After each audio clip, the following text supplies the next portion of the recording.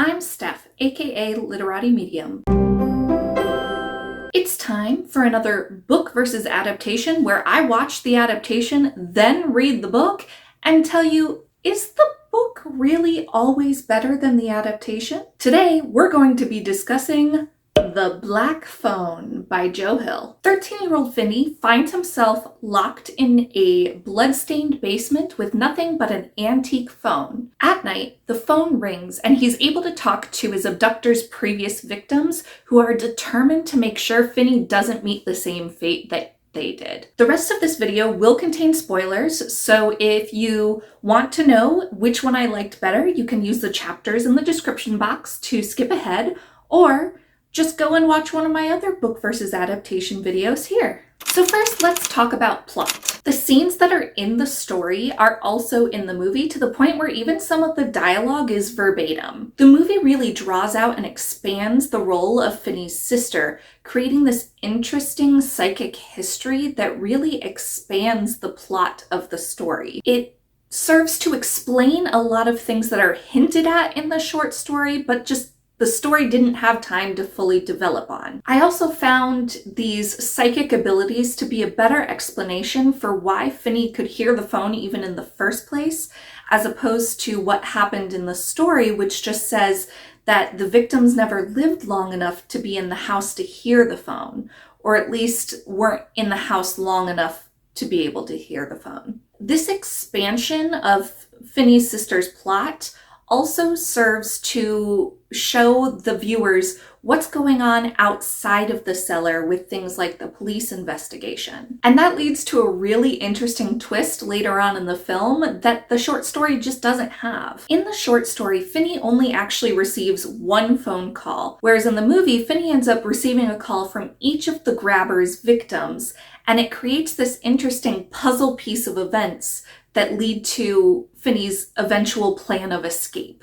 And I think this actually creates a bigger payoff when the climax actually does occur, because we've watched Finney struggle through all of these things. There's this moment in the climax that when I was in the theater, everyone in the theater started cheering, even though it was really kind of dark. But when you've been with this character through their dark moment of the soul, it just has more payoff. So for this one, I'm going to give a point to the movie because it expands on what the book gives you. And it does so in a satisfying way that creates tension and payoff. All right, let's move on to characters. When I talk about characters, I usually only talk about characters that are seen both in the book and the movie. So I was somewhat limited here, but let's go over the ones that I have. First, there's Finney's mother, which technically she's not in either the movie or the book, but she plays a vastly different role in each, so I thought it was worth mentioning. The main difference is that in the book, she's alive, and in the movie, she's dead. But the movie uses her death as a way to show the negative consequences of these psychic abilities. But even though she was dead in the movie, her presence had so much more significance simply because it's shown that their psychic powers come from the mother's side of the family. And it's those psychic powers that eventually lead to Finney's salvation. Next, we'll talk about Al's brother. In the movie, he's called Max, but I don't remember if he had a name in the short story or not. So the scene that's in the short story is also in the movie, almost verbatim, and it has a really interesting payoff and was kind of one of those weirdly dark moments where you're also kind of laughing. But what I thought was interesting that they did with this character is they created this whole kind of personality where he's like a conspiracy theorist who's looking for these missing boys that his brother has been killing. And I just thought that was really funny. Once I figured it out, maybe funny is the wrong word, but it was really interesting. Next, let's talk about Gwen, who I think is called Suzanne in the short story, but don't quote me on that. I did find it interesting that they decided to switch Gwen to be his younger sister, whereas in the story, she's his older sister. And I think they did this to give Finney something to protect other than his own life. Although, you know, your own life is a pretty pretty strong motivator, but this just gives it that one extra mile, that one thing that will keep him from giving up. I also love the addition of his sister playing a big part in the police investigation into his disappearance because of her psychic abilities. Her psychic abilities are referenced in the short story, but they're not very concrete. Next, let's talk about Al, or how he's known in the movie, the Grabber. Let me just say that Ethan Hawke has been rocking the villain roles lately. He was so disturbing in this movie, and I feel like he really played the scenes that were in the book, in the movie, perfectly. The movie creates a lot more tension between the Grabber and Finney because they gave the Grabber this more complex ritual that he has to fulfill in order to kill Finney. And I thought that was really interesting from like a thriller perspective, because this idea that he can't kill Finney until he stops being a good boy, which was pretty fascinating. I had to think for a long time about why they chose to give Ethan a mask in the movie, whereas the Grabber or Al doesn't have one in the story. I realize it boils down to one part in the book where Finney asks him if Al is going to kill him, and he says, "No, I won't kill you. It's him. He'll do it." I don't think that's the exact line, but that's essentially what it means. And I think the mask is supposed to represent that other him. It's a way for Al to disassociate from the horrible things that he's been doing. Hello, editing stuff here.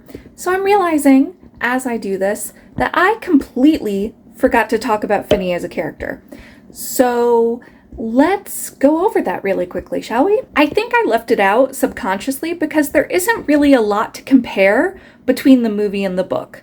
The portrayals are pretty similar. However, I will say that the movie adds a lot more depth to the character by adding this close relationship with his sister, his complex relationship with his father, and his bullying at school. And these things lead you to root for the character and really want Finney to succeed, and it provides for a lot more character growth that you just don't have time for in the short story.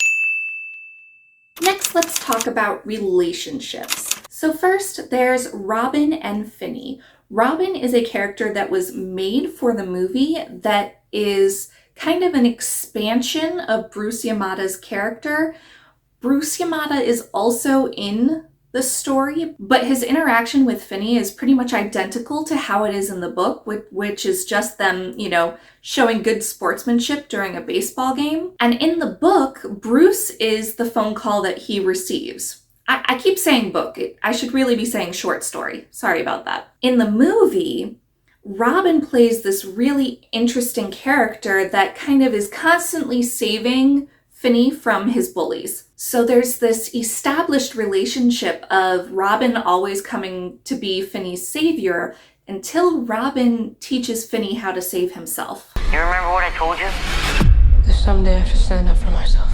It's a really great journey to follow, and is also so sad because you won't get to see this friendship develop further because of Robin's fate.